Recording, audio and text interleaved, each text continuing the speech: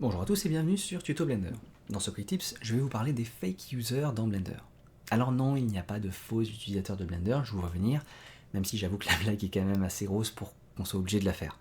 Non, je vais vous parler des fake users dans Blender, qu'est-ce que c'est, à quoi ça sert, et pour ça j'aimerais revenir sur une notion de base que j'ai déjà traitée sur cette chaîne, j'ai même insisté plusieurs fois dans mes vidéos dessus, parce que je trouve que c'est une notion de base mais qui est importante à connaître dans Blender.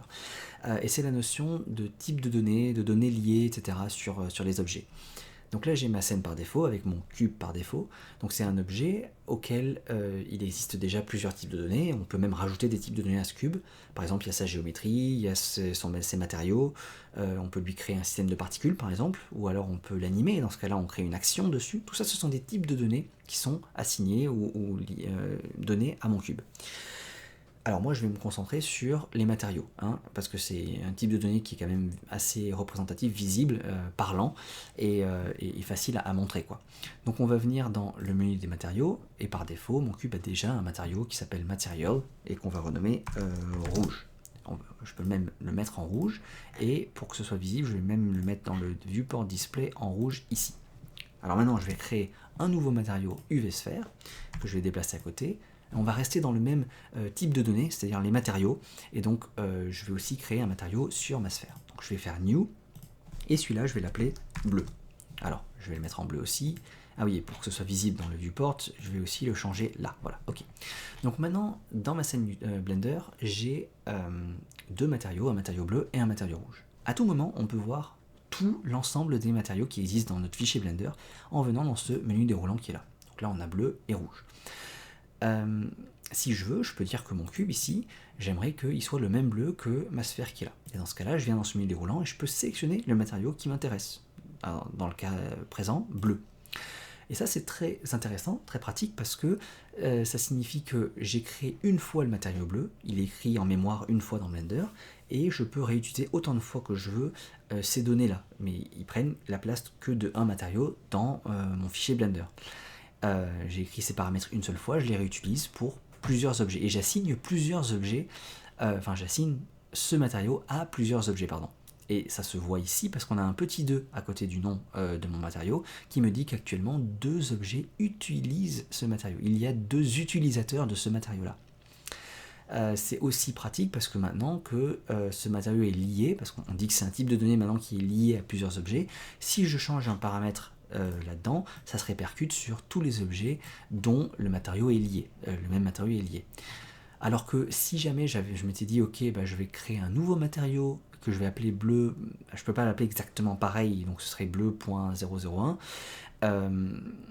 et bien même si je lui mettais exactement les mêmes paramètres, ce serait redondant en fait, ce serait redondant, ça ferait doublon dans la mémoire de Blender, et en plus si je changeais un paramètre ici, eh bien ça se répercuterait pas partout, il faudrait que j'aille sur l'autre objet, enfin dans l'autre matériau, que je change le même paramètre, etc. Alors c'est quelque chose qui peut être voulu dans certains cas, mais l'avantage des matériaux liés, c'est ce que je viens de vous expliquer, c'est un gain en mémoire, et le fait de pouvoir changer en une seule fois les matériaux sur plein d'objets en même temps. Donc, j'ai maintenant mon cube et ma sphère qui ont tous les deux ce matériau bleu, c'est pour ça qu'il y a le petit 2 ici. Si je reviens dans mon menu déroulant de matériaux, on voit que j'ai toujours mes deux matériaux bleus et rouges, mais qui s'appellent 0 espace rouge. Or moi, j'ai nommé mon matériau juste rouge. J'ai jamais nommé ça 0 espace rouge. Donc qu'est-ce que ce 0 vient faire là? Pourquoi il est là? Et qu'est-ce qu'il me dit en fait? Alors ça, c'est l'équivalent en fait du 2 qui est à côté ici dans les matériaux. 2, ça me montre qu'il y a deux objets qui utilisent ce matériau-là. Et bien 0 ici me dit qu'il y a 0 objet qui utilise ce matériau rouge. Rouge est utilisé par personne, donc il n'a aucun utilisateur. Et donc c'est normal qu'il ne puisse pas me l'afficher ici, parce que pour pouvoir m'afficher le 0 à cet endroit-là, il faudrait qu'on puisse sélectionner un objet dans notre scène qui utiliserait ce matériau rouge, donc ce serait marqué là rouge, pour pouvoir m'afficher le 0 ici, mais s'il est utilisé par l'objet, le rouge aurait un utilisateur, donc voilà, il n'y aurait pas à mettre un 0 ici, voilà. Vous comprenez? Donc Blender doit me l'afficher quelque part, doit pouvoir me le dire, et donc il me le dit ici, il me met le petit 0 en disant, attention, ton matériau, bon je sais que tu l'as créé, il existe, je l'ai gardé pour toi, t'inquiète pas, il est là, mais personne l'utilise, pour l'instant c'est un orphelin ton truc. C'est une donnée orpheline. Et donc, pourquoi est-ce que c'est important? Alors c'est important parce que, alors effectivement, Blender garde mon matériau bien au chaud ici, et il sait que je l'ai. Moi j'ai travaillé, hein, j'ai fait tout un arbre nodal peut-être dessus, j'ai beaucoup mis d'efforts, mais personne l'utilise pour l'instant. Alors sûrement que ça viendra plus tard dans mon processus de travail. Je vais continuer de bosser, et puis au bout d'un moment j'ai prévu de l'utiliser ce matériau, je ne l'ai pas fait pour rien. Donc Blender me le garde ici.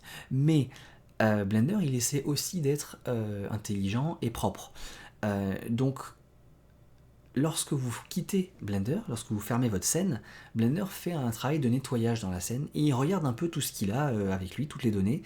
Et toutes les données qui ne sont utilisées par personne, par aucun objet, eh bien pour lui, par définition, ce sont des données qui sont inutiles. Donc il va les supprimer. Et ça, même si vous enregistrez votre scène. À savoir que là, ben, on va le faire. Par exemple, là, si je vais dans File, Save, sur le bureau, c'est très bien, je ne vais pas renommer parce que c'est un test.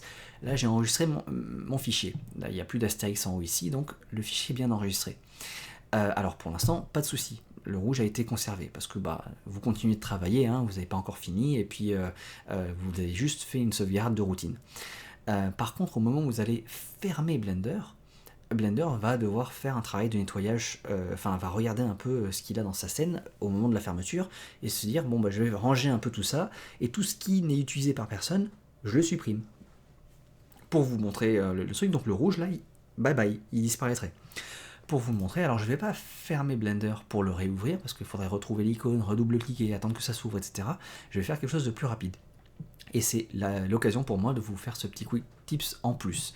Si vous allez dans File et que vous cliquez sur Revert, qui est ici, alors on va vous demander une confirmation parce que c'est pas rien ce qu'on fait là, vous n'allez rien voir changer, mais en vrai ce qui se fait c'est que Blender va en arrière-plan en gros faire comme s'il quittait Blender, comme s'il fermait l'application et qu'il la réouvrait dans ce projet là à la dernière sauvegarde que vous avez faite.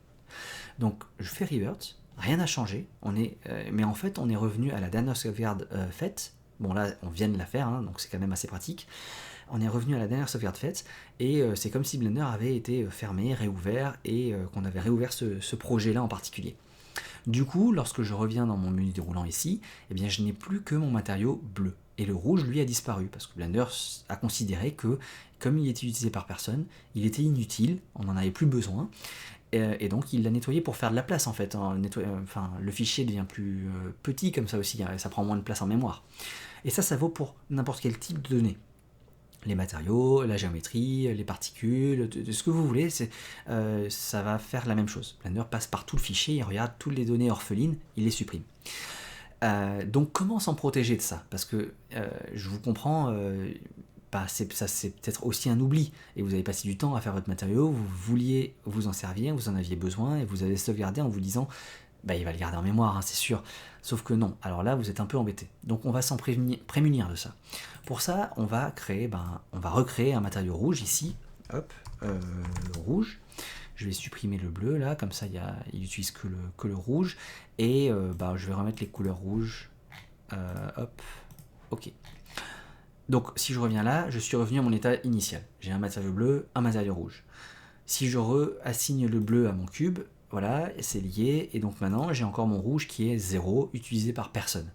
Et moi j'ai pas envie de le garder comme ça, j'aimerais me faire une sorte de protection qui me dirait ok, Blender va garder ce matériau quoi qu'il arrive parce que je veux pas le perdre. Alors la première idée qui vient en tête, moi c'est comme ça que j'ai fait au début, et je peux me douter que vous pensiez la même chose, c'est qu'on va créer un nouvel objet. On va se dire ok, je crée un nouveau cube, voilà, quelque part ici, je le fais en tout petit si ça se trouve, voire même je vais le désactiver au rendu, mais je vais lui assigner mon matériau rouge, comme ça du coup ça devient un utilisateur de mon matériau rouge et il disparaîtra pas. Je peux même le cacher dans mon viewport 3D. Donc là je m'en sers pas de ce cube, mais comme il utilise mon matériau rouge, Blender va se dire ça a une utilité, il va pas supprimer mon matériau. Et ça fonctionne, hein, c'est très bien, c'est une très bonne pratique, sauf que c'est un peu sale, quoi. C'est un peu moche dans votre Blender. Vous allez avoir vous pouvez avoir un objet qui a plein de matériaux, tous les matériaux que vous voulez pas supprimer, vous les mettiez sur un objet que vous faites disparaître. Pourquoi pas, si vous voulez, ça fonctionne en vrai. Mais en termes d'organisation, hein, ça vous fait un objet en plus, quoi, ici. On va pas faire ça. Hein. Moi, je vais faire CTRL Z, hop, hop, je vais le supprimer, enfin jusqu'à ce qu'il soit plus là. Et donc là, je reviens dans mon état où j'ai mon matériau rouge avec 0 utilisateur dessus. À la place, je vais créer un faux utilisateur. Parce que ça, c'était un vrai utilisateur. C'était vraiment un vrai objet qu'on a créé qui utilisait le matériau. Un faux utilisateur, c'est le bouclier qui est juste à côté, qui est là. Donc, je vais reprendre mon cube qui est là, et je vais le repasser en rouge, parce que j'ai besoin d'avoir le matériau d'utiliser au moins cette fois-ci. Et je vais dire, ce rouge-là, je veux pas qu'il disparaisse, enfin, je veux pas qu'il soit utilisé par personne, donc je vais lui créer une protection, c'est pour ça qu'il y a un bouclier, c'est comme une protection pour nous, et si on laisse la souris dessus, il y a marqué fake user, donc ça vient de là, les fake users, c'est un faux utilisateur. Et donc maintenant, si mon cube, je lui assigne le matériau bleu, on voit que c'est lié en bleu et tout, mais maintenant dans mon menu déroulant, au lieu d'un 0, j'ai un F. Pour que Blender m'indique cette fois-ci que, alors, j'ai ton rouge, il est utilisé par personne, hein, il ne peut pas dire qu'il est utilisé par quelqu'un parce qu'il est utilisé par personne, mais c'est pas grave, je ne vais pas le supprimer parce qu'il y a un F pour dire fake, donc faux en gros, pour dire que c'est utilisé par un faux utilisateur. Donc, sois pas surpris si tu vois pas ce matériau dans ton rendu parce que il y a aucun objet qui l'utilise vraiment, hein, il n'est pas utilisé dans ta scène. Par contre, je le supprime pas parce que je sais que j'ai un faux utilisateur qui le protège. Donc il est utilisé par un faux utilisateur. Du coup, Blender ne le considère pas comme une donnée orpheline, quoi. Et voilà, ça c'est mon quick tips, c'est le fait de cliquer sur ce petit bouclier lorsqu'on a le matériau qu'on veut garder pour créer un faux utilisateur sur ce matériau ou n'importe quel type de données. Ça veut dire que là, si je vais dans mon système de particules, je peux créer un nouveau système de particules. J'ai ce petit bouclier qui est là. Parce que si je le supprime, comment je fais? Voilà, si je le supprime de mon truc, alors il faudrait que... Alors je vais en créer un... Comment dire? Je vais en créer un deuxième. Voilà, là j'ai un deuxième système de particules, donc j'ai deux systèmes de particules, et le premier que j'ai créé, il est utilisé par personne. Il y a un 0 qui est ici. Mais si je viens dessus, je peux faire mon bouclier, et lorsque je reviens sur l'autre, et bien maintenant j'ai un F. Ouais, ça a été un peu vite là pour ça, mais j'espère que vous avez compris. Donc le système de particules, c'est possible. Qu'est-ce qu'on peut donner? Les modificateurs aussi, est-ce que ça... Non, c'est pas vraiment le cas pour les modificateurs. Mais enfin, j'espère que vous avez compris. Alors oui, je vous donnais l'exemple des actions. Si j'anime mon cube, donc je vais créer I, une clé, et que ici je viens dans mon dope sheet et dans le menu Action Editor, j'ai créé une action à mon cube parce que j'ai créé une clé d'animation, donc il y a une animation qui va se créer, et ça c'est pareil, il y a ce petit bouclier parce qu'il y a tout l'ensemble des actions de votre scène, et votre cube il pourrait utiliser l'action que vous avez créée pour votre sphère. La même chose que pour les matériaux, c'est juste peut-être un peu plus compliqué de se le représenter parce que c'est des notions qu'on n'a pas l'habitude d'utiliser vu que vous n'êtes pas forcément animateur, vous ne faites pas forcément l'animation, mais en gros c'est ça, vous faites une action, donc un bout d'animation que vous pourriez assigner à n'importe quel objet que vous voulez. Par exemple un cycle de marche que vous avez fait pour une personne, si vous ne voulez pas vous retaper tout le travail de créer un cycle de marche, vous pourriez l'assigner à un autre objet, une autre personne dans votre scène, juste comme ça. Et bien sûr, du coup, ça veut dire qu'il peut y avoir des objets, des actions qui soient utilisées par personne, avec un 0, et donc qu'on ait besoin de faire un fake user avec ce bouclier-là pour qu'il soit utilisé par quelqu'un. Bon, j'espère que là, ça a été assez clair, que j'ai couvert le sujet assez en profondeur. Et bon, j'espère que vous avez appris quelque chose, et puis je vous dis à la prochaine. Donc, portez-vous bien.